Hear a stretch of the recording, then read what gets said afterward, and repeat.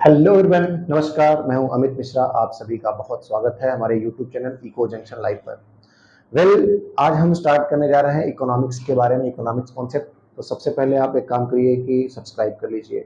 जिन लोगों ने सब्सक्राइब नहीं किया है चैनल को, सब्सक्राइब कर लें, क्योंकि नई नई जानकारियां मिलेंगी, नए नए वीडियोस आएंगे तो आपको हर पुराने वीडियो से कुछ ना कुछ अपडेट जरूर मिलेगा।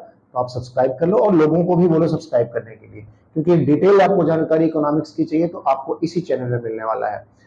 तो सबसे पहला क्या है इकोनॉमिक्स। ये क्वेश्चन है व्हाट इज इकोनॉमिक्स।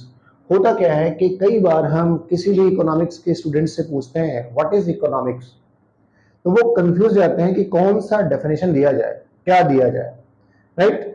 और मैं आपको यहाँ बताऊंगा डिटेल में ये सब बताने के बाद कि इकोनॉमिक्स का ये डेफिनेशन आप कहीं भी बता सकते हो, राइट।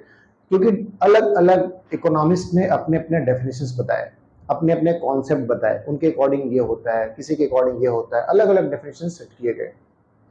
तो सबसे पहला काम ये करना है हमें कि इकोनॉमिक्स का ये जो टर्म इकोनॉमिक्स है वो दो वर्ड से बने हुए हैं, दो ग्रीक टर्म से बने हैं। एक है ओइकोस और दूसरा है निमिन्स। ओइकोस मींस हाउस होल्ड और निमिन्स मींस होता है मैनेजमेंट। मैनेजमेंट आप समझते हैं। अब ये टर्म से बिल्कुल क्लियर हो जाता है कि हाउस होल्ड के मैनेजमेंट को ही इकोनॉमिक्स बोलते हैं। यानी इकोनॉमिक्स जो टर्म डिराइव किया गया है, पॉइंट किया गया है इस वर्ड को सबसे पहले ये बताने के लिए कि एक घर को कैसे मैनेज किया जाता है, एक घर को कैसे चलाया जाता है, उसी को यानी हाउस होल्ड के मैनेजमेंट को इकोनॉमिक्स कहा जाता है। लेकिन बात यही खत्म नहीं होती है और ना ही ये कहीं से डेफिनेशन दिख रहा है। आप कहीं से किसी को नहीं बता सकते हो कि ये डेफिनेशन है house hold management is the economics. ये डेफिनेशन कहीं से नहीं है। ये तो एक इकोनॉमिक्स को बताने के लिए क्लियरली कि ये वर्ड में क्या है, क्योंकि हर एक सब्जेक्ट का, हर एक वर्ड का क्या होता है कि उसकी ओरिजिन होती है, उसका पर्पस होता है कि why this word, why this economics. Economics में ये चीज है। अब आते हैं कि डिफरेंट इकोनॉमिस्ट ने अपने अपने क्या क्या कॉन्सेप्ट्स दिए। हम इसमें ये भी कहते हैं कि स्कूल्स ऑफ इकोनॉमिक्स। यानी स्कूल्स हम क्यों कह रहे हैं, क्योंकि कौन से आप क्लास को, कौन से आप स्कूल को, कौन से कॉन्सेप्ट को आप फॉलो कर रहे हैं, उसके अकॉर्डिंग आपका डेफिनेशन क्या होता है। तो देखा जाए तो डिफरेंट स्कूल्स होते हैं, डिफरेंट थॉट्स होते हैं, डिफरेंट ओपिनियंस होते हैं। हम स्कूल बोले, थॉट्स बोले या ओपिनियन बोले, ये अलग अलग ओपिनियंस होते हैं, अलग अलग स्कूल्स होते हैं, जिसके अकॉर्डिंग जितने जितने इकोनॉमिस्ट उसमें सेट होते हैं उन्होंने अपना अपना डेफिनेशन दिया है, अपना कॉन्सेप्ट दिया है इकोनॉमिक्स के बारे में। तो सबसे पहले चलते हैं, एक वर्ड है, एक जो स्कूल या एक कॉन्सेप्ट है क्लासिकल कॉन्सेप्ट। क्लासिकल यानी क्लासिकल स्कूल्स ऑफ इकोनॉमिक्स क्या कहता है, क्लासिकल थॉट्स क्या कहता है, या इसमें कौन कौन लोग आते हैं। इसमें बड़े बड़े नाम हैं, जैसे एडम स्मिथ। एडम स्मिथ को हम बोलते हैं, Adam Smith is also known as father of economics. एक क्वेश्चन तो यही आपके आता है कि फादर ऑफ इकोनॉमिक्स कौन है, इकोनॉमिक्स के जनक कौन है, एडम स्मिथ। तो क्लासिकल में एडम स्मिथ आते हैं, राइट। रिकार्डो आते हैं, रिकार्डो आते हैं, डेविड रिकार्डो। ऐसे ऐसे इकोनॉमिस्ट जो हैं वो इसमें आते हैं क्लासिकल कॉन्सेप्ट में। क्लासिकल इनका ये मानना है, खासतौर से हम अगर एडम स्मिथ की बात करें तो एडम स्मिथ कहते हैं कि इकोनॉमिक्स जो है वो वेल्थ क्रिएशन को ही स्टडी करना है। यानी कैसे वेल्थ को क्रिएट किया जाए, चाहे वो किसी नेशन में या किसी व्यक्ति के द्वारा, किसी व्यक्ति के इंडिविजुअल लेवल पे कैसे वो इंडिविजुअली वेल्थ को क्रिएट करता है। वेल्थ का मतलब पैसा या पैसे जैसा कुछ। तो वेल्थ को ही स्टडी करना एडम स्मिथ ने बताया था कि यही इकोनॉमिक्स है। Means as per the classical schools of concept, classical concept of economic, Adam Smith says that the creation of wealth is economics. ये आप कह सकते हो, ये डेफिनेशन आप कह सकते हो। एडम स्मिथ की एक बुक पब्लिश हुई थी 18th सेंचुरी में, जो कि wealth of nation, wealth of nation, wealth of nation में इन्होंने इस पे फोकस किया था कि किसी भी कंट्री का, किसी भी इकोनॉमी का, किसी भी राष्ट्र का जो वेल्थ है वो कैसे क्रिएट किया जाता है, या क्रिएट करने के साधन कौन से हैं, मींस कौन कौन से हैं, या जरूरी ये है कि किसी भी नेशन के लिए जरूरी है कि ज्यादा से ज्यादा वेल्थ को क्रिएट किया जाए, वेल्थ को मैक्सिमाइज किया जाए। अब वेल्थ को मैक्सिमाइज करने का कॉन्सेप्ट समझ में आता है ये कि लेसेस फेयर, मतलब गवर्नमेंट का इंटरवेंशन जो है वो बहुत कम हो या ना के बराबर हो, यानी हर कोई जो साधन है वो कौन है, वेल्थ को क्रिएट करने वाला कौन है, मैन है, यानी इंसान जो लोग हैं, यानी मैन पावर जो है, मैन को क्या किया कि साधन माना गया है। Man is the resource, man क्या है यहाँ पे, एक मीन्स है, यानी एक साधन है क्रिएट करने के लिए। वेल्थ को उस नेशन में, किसी भी नेशन में वेल्थ को कैसे क्रिएट किया जाए उसका साधन कौन है, ये मेंस है।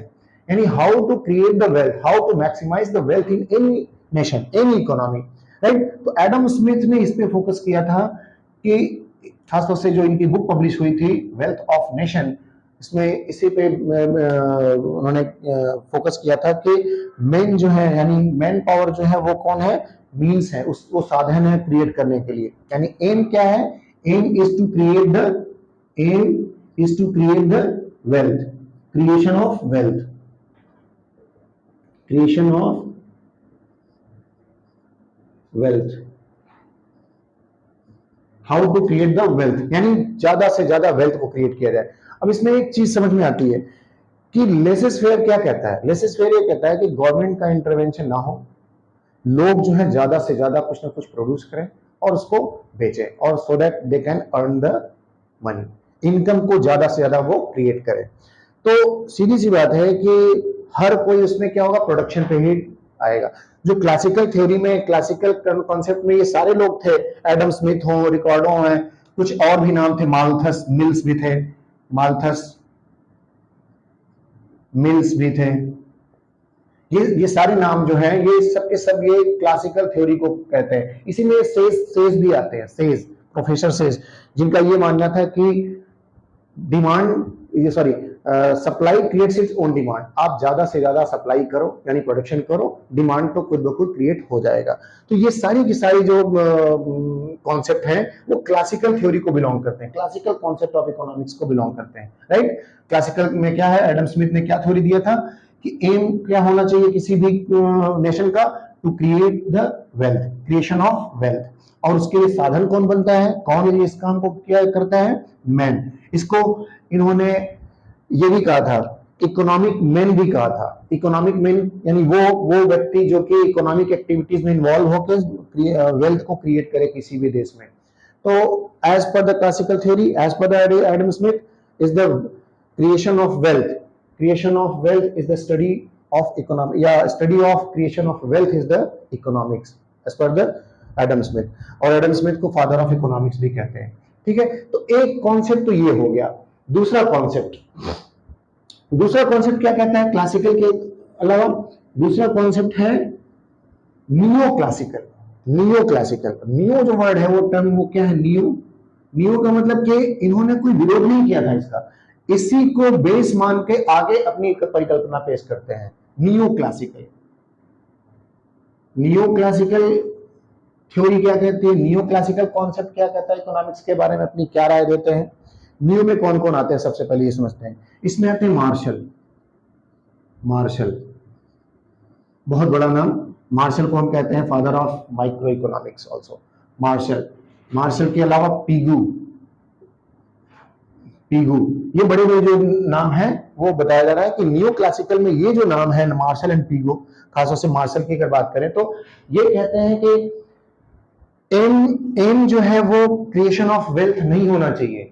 एम जो है, जो क्लासिकल थ्योरी क्या कहती है कि एम जो है वो क्रिएशन ऑफ वेल्थ होना चाहिए। इन्होंने ऐसा नहीं कहा था, इन्होंने कहा था किसी भी नेशन के लिए एम दूसरा होना चाहिए। एम क्या होना चाहिए, वेलफेयर होना चाहिए। Aim should be welfare, aim must be welfare of that economy, यानी उस इकोनॉमी का, उस नेशन का जो एम क्या होना चाहिए, वेलफेयर होना चाहिए। और वेलफेयर कैसे आएगा, उन्होंने साधन बताया था किसको, ये जो मीन्स है, means to create the welfare in the economy is wealth, यानी वेल्थ को इन्होंने इग्नोर नहीं किया। यहां पे इन्होंने क्या किया कि वेल्थ को ही बताया कि वही एम है, यानी मेन पर्पस क्या है, मेन उद्देश्य क्या है कि वेलफेयर, क्लासिकल ने, और इन्होंने इसको क्या मान लिया, उसको साधन मान लिया, साधन माना, और ये भी कहा कि किसी भी कंट्री के लिए, किसी भी नेशन के लिए वेलफेयर ज्यादा जरूरी है। वेलफेयर ज्यादा होगा, यानी कुछ वेलफेयर क्या है, लोगों में खुशहाली है, समृद्धि है, और उसके लिए पैसे यानी साधन क्या होने चाहिए, वेल्थ होने चाहिए, वेल्थ होते हैं। तो ये जो मार्शल की थ्योरी है, मार्शल और पीगू की, इस पे आती है। यानी इसको बेस मान के थोड़ा और आगे का कॉन्सेप्ट देते हैं, आपको एकदम क्लियर हो रहा होगा कि क्लासिकल क्या कहते हैं, वेल्थ, वेल्थ को ही स्टडी करना इकोनॉमिक्स है, और न्यू क्लासिकल कहते हैं कि वेलफेयर, ये वेलफेयर पे फोकस करते हैं। एम देखो मैंने क्लियरली लिखा है यहाँ पे, aim is welfare, and here in classical theory the aim was to create the wealth, यानी वेल्थ पे फोकस करना। अब आते हैं तीसरा, जो कि मॉडर्न थ्योरी कहती है, मॉडर्न कॉन्सेप्ट ऑफ इकोनॉमिक्स क्या कहता है, ये इस पे हम फोकस करते हैं। इन दोनों चीजों को मैं हटाता हूं यहां से, अब इसको नोट कर लें। मॉडर्न थ्योरी जो होती है इकोनॉमिक्स की, वो उस पे कौन कौन इकोनॉमिस्ट आते हैं, अपने अपने विचार जो रखते हैं, मॉडर्न पे आते हैं। क्या है मॉडर्न कॉन्सेप्ट में, बड़ा नाम है रॉबिन्स, और रॉबिन्सन भी है, रॉबिन्स और रॉबिन्सन भी है एक। तो रॉबिन्स ये कहते हैं कि रिसोर्स पे इन्होंने फोकस किया, इन्होंने रिसोर्स के बारे में डिटेल बताया। जैसे मीन्स है ना, मीन्स क्या है, साधन ही है।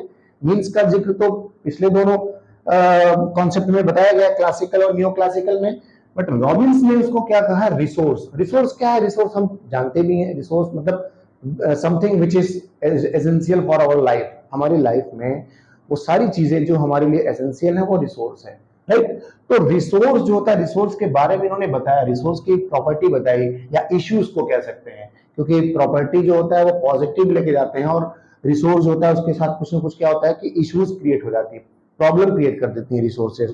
तो रिसोर्सेज के बारे में इनका जो फोकस किस पे था, रिसोर्सेज के बारे में। रिसोर्स, रिसोर्सेज को उन्होंने एम्फेसाइज किया था, रिसोर्सेज के बारे में डिफाइन किया था, और रिसोर्स को ही बेस मान के इन्होंने डिफाइन किया था। और यही डेफिनेशन आपको देना होगा, जो मैं अभी डेफिनेशन क्लियरली इसको मेंशन कर दूंगा, लिख दूंगा। पहले समझते हैं रिसोर्स क्या होता है और रिसोर्स की इश्यूज क्या क्या होती हैं, ठीक। रॉबिन्स ने जो रिसोर्स पे दिया था, अपना कॉन्सेप्ट दिया था, वो ये है कि रिसोर्स जो होता है, हमेशा रिसोर्स जो होता है वो लिमिटेड होता है। जैसे मान लो किसी को भी रिसोर्स मान लें हम, जैसे पानी है, पानी अगर, पानी रिसोर्स तो है हमारे लिए, ह्यूमन बीइंग के लिए बहुत इंपॉर्टेंट है पानी। तो ऐसा नहीं है कि पानी जो है इतना एम्पल है कि जब चाहे आप जहां से और निकाल दें। पानी बिकता क्यों है, इसका मतलब लिमिटेड है, यानी रिसोर्सेज आर इन स्कैर्स, यानी लिमिटेड। रिसोर्सेज जो है वो क्या, किसमें किसमें है, लिमिटेड है, लिमिटेड। और इंसान की जो डिमांड होती है, नीड जो होती है, नीड यानी नीड जो है वो क्या होती है, अनलिमिटेड होती है, अनलिमिटेड,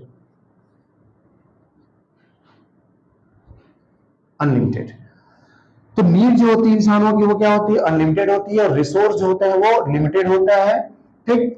तो लिमिटेड को हम एक वर्ड बोलते हैं, इसमें रॉबिन्स ने ही सजेस्ट किया था वो word, that is called scarcity. Scarcity का मतलब होता है कि something, the resource which is in scarce, यानी लिमिटेड है, उसको हम बोलते हैं स्कैरसिटी।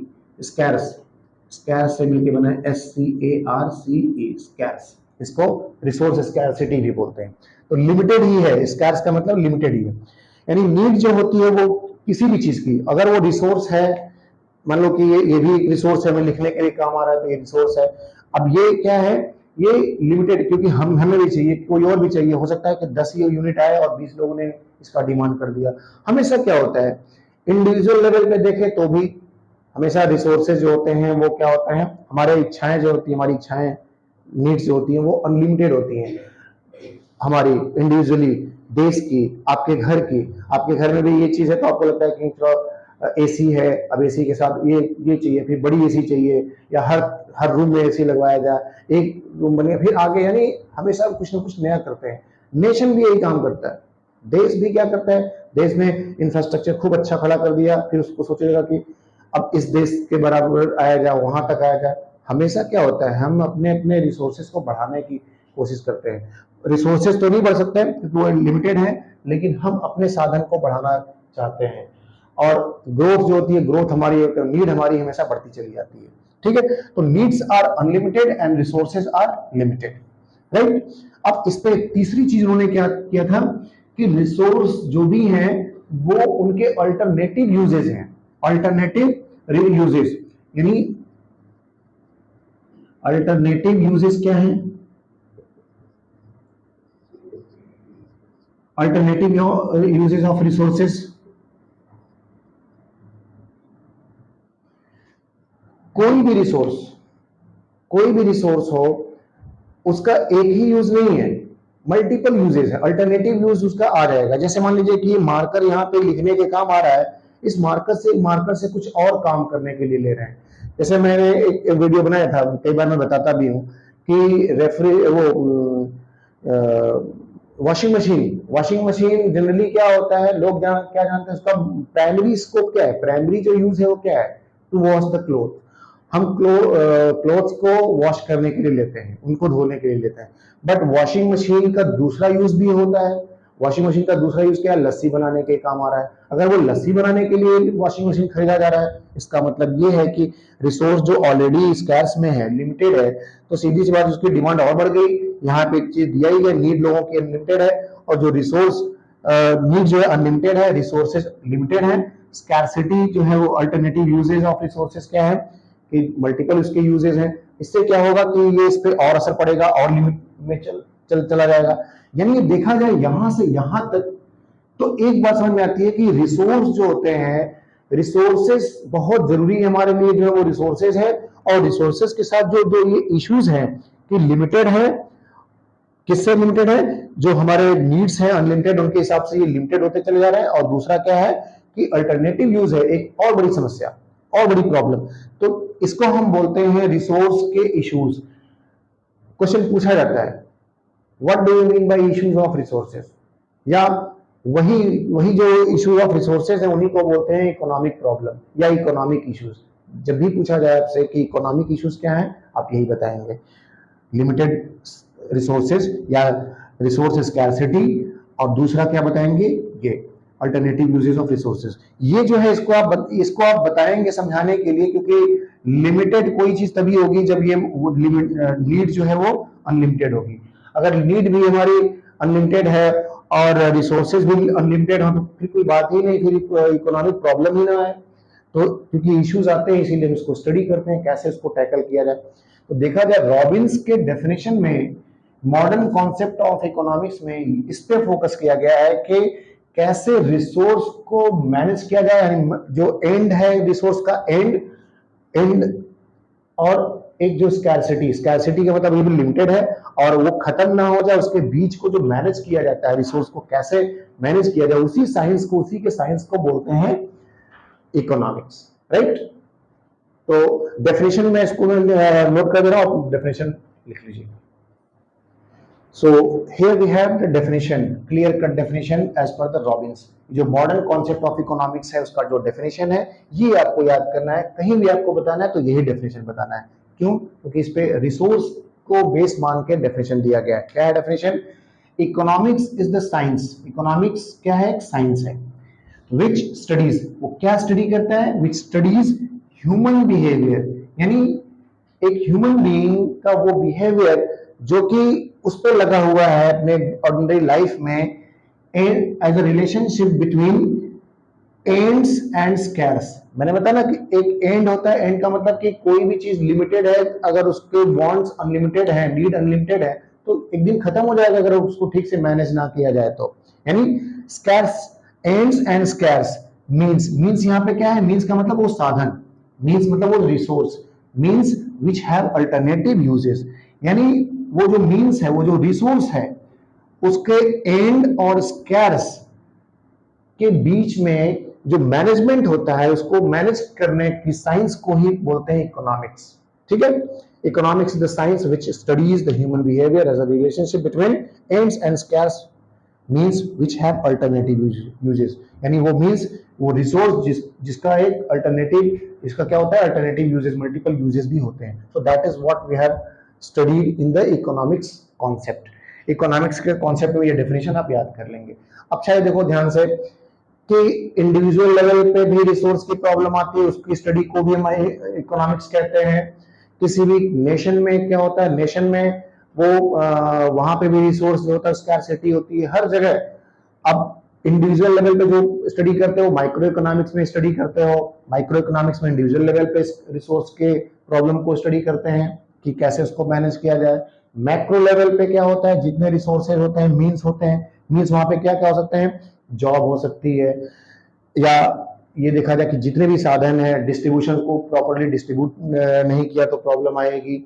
यानी एम्प्लॉयमेंट अगर ठीक से क्रिएट नहीं किया गया है, क्योंकि लिमिटेड है, सबके पास तो जॉब है नहीं, लिमिटेड जॉब है, उनको कैसे एलोकेट किया जाए so that the welfare must be created in the society या इकोनॉमी। सोसाइटी में हो या पूरे मैक्रो लेवल पे इकोनॉमी में हो, चाहे वो इंडिविजुअल लेवल पे हो, हर जगह रिसोर्सेज होते हैं, वो रिसोर्सेज की इश्यूज जो है वो बनी रहती है और उसको हम स्टडी करते हैं एज अ साइंस, ठीक है, उनके बीच में। तो that is called economics. Thank you.